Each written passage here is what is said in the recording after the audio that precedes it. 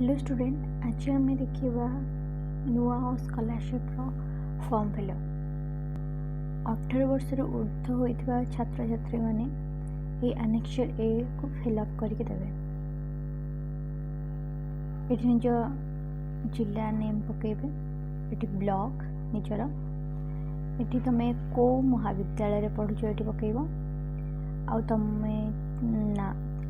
ना ये मेंशन कर, ये तुम मोबाइल नंबर, और तुम ना, ये तुम बयस, ये आधार नंबर, ये पिता और स्वामी जी थे ना, ये बर्तमान तुम को महाविद्यालय पढ़ुच से ना मेंशन कर, और तुम कौन स्नातक स्नातकोत्तर जहाँ ये तुम पढ़ुच ये से लिख, आ को ईयर रे पढ़ुच, कौ श्रेणी रे, प्रथम श्रेणी या द्वितीय या तृतीय,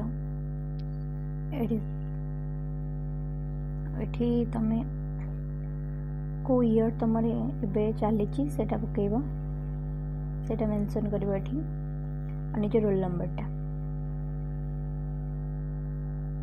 ये किसी गाइडलाइन दि जाए देख,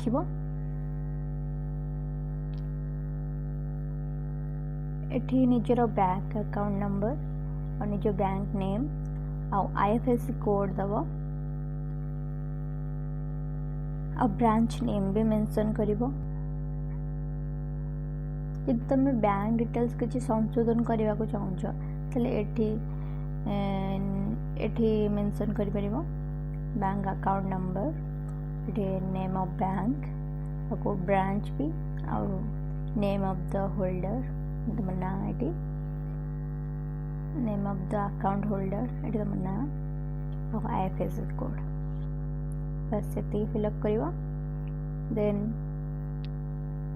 ये पढ़ीदब। उपरोक्त घोषणानामा मो द्वारा सठिक भाव दि जाइए एवं एथिपाई मो उत्तरदायी अटे।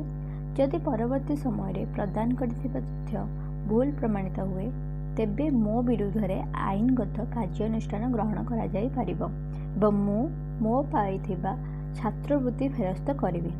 ये साक्षीर स्वाक्षर सिग्नेचर हम, ये निजर सिग्नेचर, ये डेट पकेब, ये स्थान भी पकईदेव। यहाँ फिलअप करनी, यहाँ ऑफिस